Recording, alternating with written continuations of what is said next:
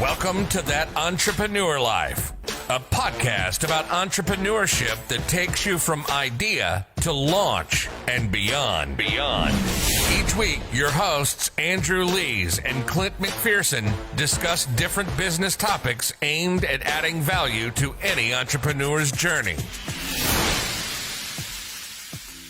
Welcome back, everyone, to another episode of That Entrepreneur Life. I'm Andrew Lees. I'm here with my co-host, 𝗵𝗃𝗄𝗏. What's up, brother? How you doing? Not much, man. I'm excited to be here like always, but let's not waste any more time. And let's go ahead and kick this thing off by welcoming our special guest today, David Meltzer, to the show. How you doing, brother? I'm doing great, man. Thank you so much for having me. And really, any platform like yours is a great platform to teach people how to make a lot of money, help a lot of people, and have a lot of fun, which is my definition of that entrepreneur's life. I love Couldn't it. agree more. Yep. And I really think, David, like Andrew said offline, it's an honor to have you on the show today. But you're now a best-selling author, right? You're a humanitarian and top 100 business coach. You have one of the top entrepreneur podcasts, which is all incredible. So, but can you take us back to when your entrepreneurial journey actually started and what it is specifically about entrepreneurship that really gets you fired up every day? You know, it's my relationship with money. So my relationship with money started when I was 5 years old. My dad left.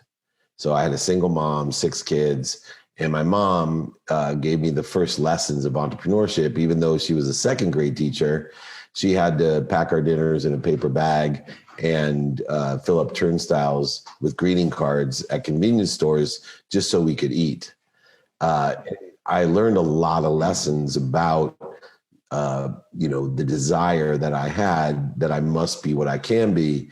And what I really wanted to be was someone that could provide to his mom, right? I wanted to buy a house and a car for my mom. So my entrepreneurial journey started with my relationship with money, that it was going to buy me the ultimate happiness, the ultimate love from my mother, even though I had so much happiness growing up because I had such an extraordinary family with great siblings and a great mom, even though we had no money.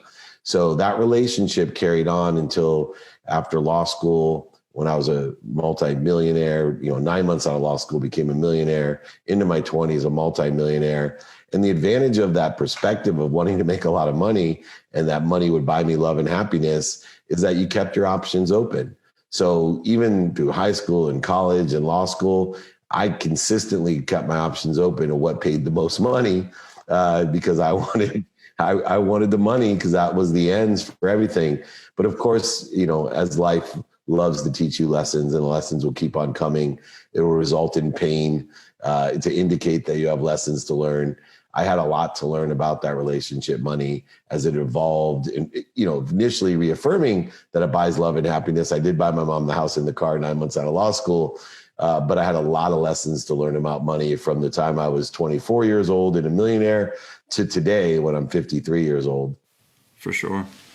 Yeah, that's quite a journey. I can definitely relate to wanting to help your family and wanting to just, I always had what I needed growing up for sure. But at the same time, I always wanted to get to that next level. I always wanted to be able to help people out and the people out around me to help them, especially my mom, so that we never had to worry about money. And it's really, even though there can be a lot of love, there can be, there's, depending on how you grow up, some people have a lot, they have a lot of money, as they're growing up, and that might not be a focus for them. But, for a lot of people it is, they really want to figure out how to make a lot of money. But once you realize that it's not just about that, it's really about the freedom. It's about, having financial security and helping people around you, and ultimately helping people in order to get the money. That's where I think it comes from. So,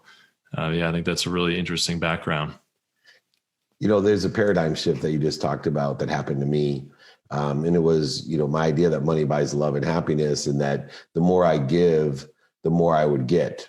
And so although my relationship with money was a little bit skewed because I thought, and it reaffirmed, I ended up my first company, we exited for $3.4 billion. I raised hundreds of millions in the Silicon Valley when I was 20, mid-20s, and then ended up CEO of the world's first smartphone with Samsung. throughout that journey, it reaffirmed money buys love and happiness. And I was extremely philanthropic. I gave my money, but it was always with conditions. Even when I bought my mom a house or a car, I wanted her to acknowledge I was her favorite son. I wanted recognition. I wanted, everything was a trade, a negotiation for my giving. And until I realized, I ran the most notable sports agency in the world, a place called Lee Steinberg Sports and Entertainment. Lee, they made the movie Jerry Maguire about. Until I ran that firm and I had access to everything that I wanted, I was a multimillionaire, did I realize that paradigm shift, it wasn't a matter of the more I give, the more I receive. It was with the right intention, meaning if you shop for the right things with your money, money can buy you happiness. If you shop for the wrong things and you're a victim and things happen to you, you'll never be happy. Even in the world I lived in, which I call the for me world, where I bought things I didn't need to impress people I didn't like, that world was very empty and lonely as well. And even though I was giving to receive, I shifted the paradigm as I ran the most notable sports agency to I'm intentional about my giving, meaning the more I receive, the more I can give. And everything comes through me, not for me, not to me, but through me for others. And when I made that shift, it was an incredible experience, and it's changed my life over the last 15, now 16 years, taking me from bankruptcy, losing over $100 million back into the realm of making more money, helping more people, and having more fun in my life, being more fulfilled, passionate, purposeful, and profitable in everything that I do. Yeah, that's awesome. And you definitely touched on this as you just went through that. But a lot of entrepreneurs talk about, if I had to start over, I do X, Y, and Z. They have this thing that they do to get back. But you really did have to start over, becoming, like you said, becoming a multimillionaire in your 20s and 30s, and then going bankrupt. What did you learn about that experience that's led you to be more successful than ever now? And more importantly, that's allowed you to maintain and build on that success? Well, I built my life on 4 values. Gratitude, which gave me perspective. It's a superpower. It's a muscle that allows you to find the light, the love, and the lessons in everything you do. It allows you to see pain not as a stop sign or a mountain in front of you, but just simply as a turn signal indicating you have a lesson to learn to get to a better place, a better situation. Forgiveness was another thing, bringing peace into all my relationships in life, and also certainty, because I became and pursued the ability to forgive the unforgivable, which everybody should be on that pursuit. And then accountability, understanding the difference between liability, where everything is blame, shame, and justification, compared to accountability, where you're in control. Everything is because I attracted it to myself, and I'm always looking through gratitude and forgiveness for the lessons to put me in a better situation or make my situation better. And being able to utilize those values, I used to, say thank you and think that was the superpower. And to start over, I thought it would be to use those 3 things: gratitude, forgiveness, and accountability. But the truth was, the key component of a comeback, the one thing I would tell myself at 18, 28, 38, 48, and I'll still be telling myself at 58, are the 2 words that sit on my nightstand. You would think they would be thank you, but they're not. It's radical humility. Radical humility takes into the context that we already are healthy, we're already wealthy, we're already happy, and it shifts our perspective to what are we doing to interfere with our health, our wealth, and our happiness. And radical humility tells us that we don't know what we don't know, don't take ourselves so seriously, and most importantly, ask for help. The easiest way to get back or to get to where you want to be is to find someone that's there and ask them for directions. I was a multimillionaire from the time I was 24 to 36, 12 years, and I never asked anyone for significant help. The way that I got back on my feet was to display radical humility, not take myself so seriously, not beat myself up, use gratitude, forgiveness, and accountability. But most importantly, I spent the majority of my time trying to find out who was sitting in the position I wanted to be in, and I asked them for directions. That's awesome, and that again, like you said, it's a paradigm shift. When you look at it, you have to change it's that simple twist of the mindset, right? And when you look at it from that perspective and through that lens, we all have egos to a certain degree, and sometimes it's hard to get for some people to get past their own egos, right? To have that mental shift to make that little simple adjustment.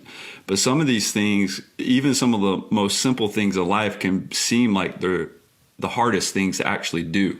And so I love that advice or that take that you had and that clarity that you had to get back to where you needed to get, and you continue to move forward. And I love the journey that you're on to, again, your life journey to get, 1 billion people happy, man. I mean, that in itself is something that you can wake up and just eat that for lunch, breakfast, dinner, and just something that is a nonstop, movement forward.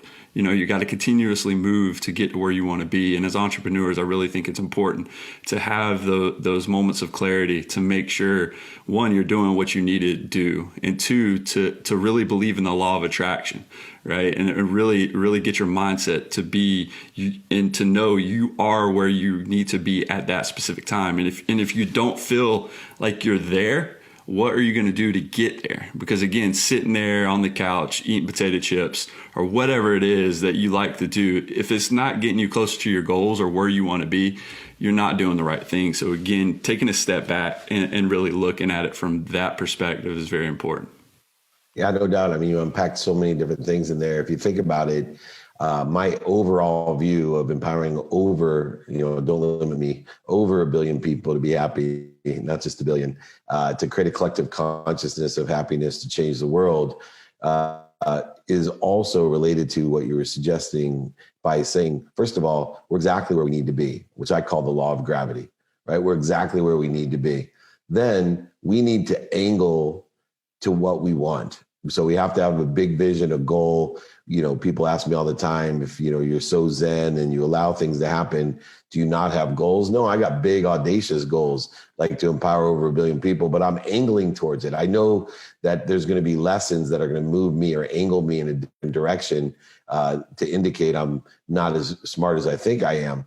And that's called, to me, the law of Goya. So you start with the law of gravity, which says I'm exactly where I'm supposed to be, grounded here on the earth with, gravity. Then I angle with the law of Goya, which means get off your ass. So you talked about, eating potato chips on the couch. I always say too many people are, sitting at home high on their mom's couch, sick and broke, dreaming about shit. And I'm making it happen because I utilize the law of Goya. And then if you use the law of gravity to be grateful for where you're at and know that you're at the right place at the perfect time, institute the law of Goya to get off your ass, to get what you want, then you can allow things to happen, knowing with faith. The law of attraction says this, that I have faith that with the law of gravity and the law of Goya, that if I do everything I can, pay attention to, give intention to, think, say, do, believe, even use my personality traits, characteristics, obsessions, and addictions, all aimed towards what I want, that the law of attraction will take place, that I have faith I'll end up somewhere better, that I don't understand the context in which I live, and therefore understanding infinity, understanding I can't fathom what the size and scope of the scale of my universe is, with radical humility. All I need is faith to say I'll end up somewhere better. So institute the law of gravity, the law of Goya, and the law of attraction. Know that you're exactly where you're supposed to be. Angle with everything you have to what you want, and have faith you'll end up somewhere better. I love that sentiment about being exactly where you're supposed to be right now.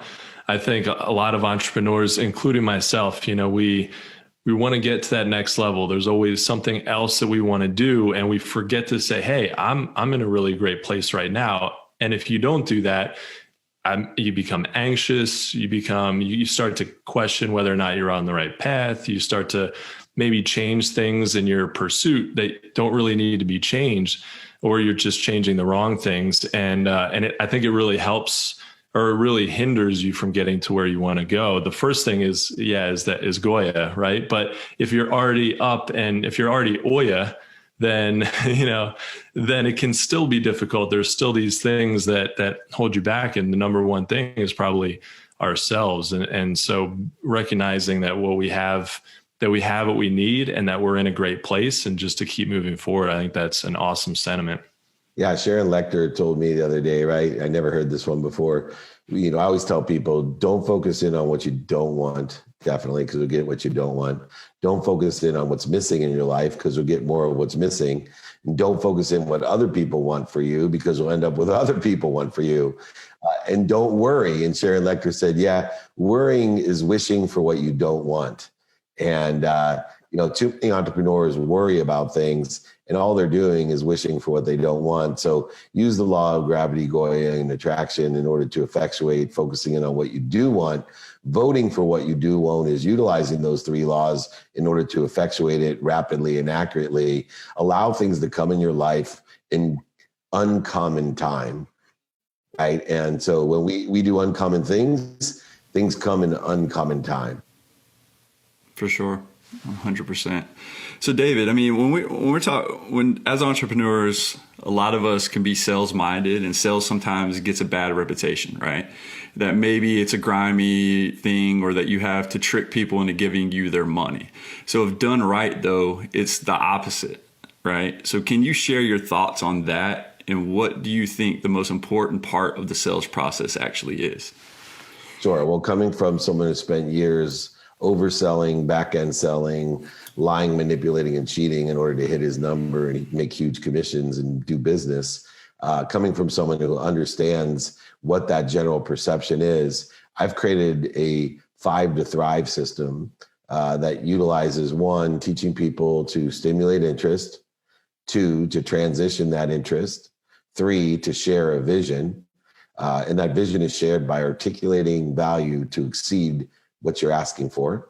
And then most importantly, 80% of the time is spent teaching people to utilize a go, no-go plan, to utilize the practice of managing and developing a vision, not to exceed expectations, just simply to manage and develop a vision. So number 5, it thrives. When you manage and develop a vision correctly, and I have some templates for people that can email me directly, david@dmeltzer.com, david@dmeltzer.com. I'll send them a go, no-go plan, change my life, because it allows me to thrive in all the relationships, especially the sales relationships I have, and teaching them each step of the way in its separate context in order to effectuate 3 things. It'll make you more productive. That means that you're providing more value. It'll make you more efficient, which gives you more at-bats. And then it gives you more statistical success, which gives you more hits. And all of those combined give you, 8 times the productivity and statistical success. And if you separate activity you get paid for from activity you don't get paid for, and you quit thinking of things in the resistance form of work, you can have 8 times the amount of productivity every day, 7 days a week, 56 times the activity than you would from a normal, 5-day work week. That's 11 days of productivity a week that you can get by utilizing this strategy. Yeah, that's awesome. And what do you say to somebody who they have, they already kind of have a vision for what they're looking for, but they're not really sure. They might already have the process in place. They might already be trying to maximize the efficiency of their day, but they're not able to scale outside of themselves. They're trying to do everything themselves. What do you say to somebody like that? Well, I use a 3-stage scaling system in order to utilize the skills, knowledge, and desire that you have to scale within the context of other people. And so it's really simple, and more than happy once again to send people this thinking document, david@dmeltzer.com, for free. But here's how it works. If you know what you're doing, you want someone to shadow you, then work with you, and then you supervise and shadow them.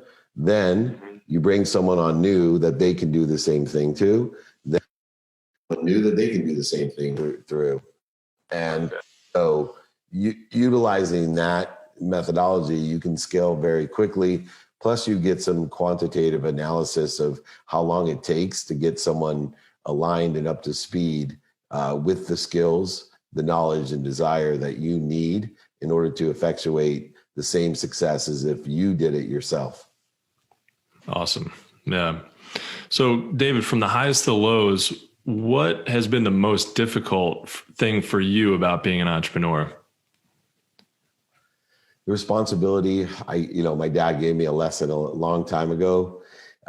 If you don't like someone, wish upon them employees and overhead, and they'll think you're giving them a compliment. So, when I don't like someone, I always tell them, oh man, I hope your company grows. I hope you have thousands of employees and huge corporate headquarters, and they're like, oh man, Dave Meltzer is so nice. He's blessing me. No, I just cursed you, because any entrepreneur that cares about people, the most difficult, most challenging thing is the people that they care about or are responsible for, and to the overhead that they carry. And so those are the two most difficult things to understand. Even in a successful business, the challenges that arise from people and overhead were unexpected and still are unexpected. Now I expect the unexpected when it comes to employees and overhead. Yeah. So I think it's hard sometimes to figure out how to balance running lean and having the enough resources to do what you need to do. Right. I mean, you've got to have, like we just talked about scaling, getting outside of yourself and leveraging other people's time, to grow your business. But if you just, you see businesses all the time, they just explode, and you have these big, massive, headquarters, and you can tell they're spending a ton on rent or, buying the building, whatever. They've got hundreds or maybe thousands of employees, and it's nice that they're putting people to work. But what happens when they hit a speed bump, and you have to lose 10 people or 100 people or something like that. So yeah, to your point, I think it's probably one of the most difficult things, especially as you grow, to figure out how you bring people on the team, but make sure that they stay there as long as possible. Yeah. And so the key to that, by the way, is to institute values. So I have 4 key values, as you know. I'll repeat them again: gratitude, forgiveness, accountability, and inspiration. And then just very simple daily practices. I call them the what, the who, the how, the now, and the why. And so I utilize those practices within the context of the scaling mechanism to have people shadow those values, work with me on those values, and then allow me to supervise those values and daily practices so they can do the same. So we have instituted a mentorship program that all of the employees, managers, directors, executives of the company each have a mentee that they are either being shadowed by, working with, or supervising in order to elevate them to the next level so that they can do the same. And if you know those values and you have concrete, simple daily practices, and allow people to make the decisions that they want to make within the context of the values you teach and the practices that you execute, you'll have a great consciousness, a great collective consciousness, and a streamlined, scalable business that's passionate, purposeful, and profitable. Love that. So Dave, I mean, as we wrap up this episode, and I wish we could have you for a whole day, man, because you've packed so much gold for us into this one episode. If you could leave our listeners with one piece of advice, and it could have been something you've already touched on, what would that be? For me, it's always the same, and it's going to sound simple, but I want everyone to think about it all day long. Be kind to your future self and do good deeds. If you use kindness as your superpower and you use it in the context of what kindness can I do? What kindness can I think? What kindness can I, manifest for a future that's better for every person you meet, every phone call you make, DM, email, whatever situation it may be? Kindness is the closest to truth. And if you enjoy the consistent, persistent, without quit pursuit of your kindness or your truth, your universe will expand. You won't live in the world of not enough. You'll stop being a victim. Nothing will happen to you. You even will stop living in the optimistic world of just enough for me. You may be a multimillionaire buying things you don't need to impress people you don't like. But if you use kindness as your North Star and do good deeds all day long, you'll live in a world of more than enough, of everything, and everything will come through you. You will receive so you can give. You will make a lot of money, help a lot of people, and have a lot of fun. Love that. That's it. That's awesome. Yeah, it's such a great outlook. And guys, you heard it here. Kindness is the way to go. So I think that's a wrap for this episode. And from the both of us, David, we want to thank you for taking the time out of your day and joining us and adding value to what we're doing on our podcast. It's an incredible platform. I appreciate the opportunity to empower over 1 billion people to be happy. The way that I'm going to get there is to find 1,000 like Clint and Andrew that I know in their lifetime will empower 1,000 to empower 1,000 to be happy, to make money, help people, and have fun. So Clint and Andrew, thank you so much for allowing me to utilize That Entrepreneur Life as a platform. You guys are exceptional in what you do, and I'm sure you'll continue to pursue your potential to help more people. And just want to thank you for allowing me to be here. Absolutely, David. Yeah. Let's go. Let's empower more people. That's what we're trying to do. We're so excited to have guests like you on the show. David, it's been a real pleasure to have you on. Thank you all so much for listening to That Entrepreneur Life. To learn more about what David is working on, check out 𝗑meltzer.com.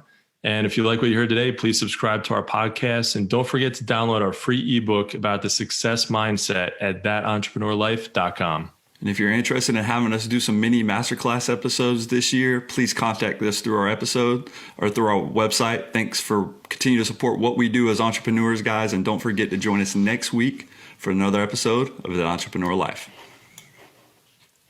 Thanks for listening to That Entrepreneur Life podcast. Be sure to visit thatentrepreneurlife.com to join the conversation, access our show notes, and discover our fantastic bonus content. Don't forget to join us next week for another episode as we continue to add value. Until next time.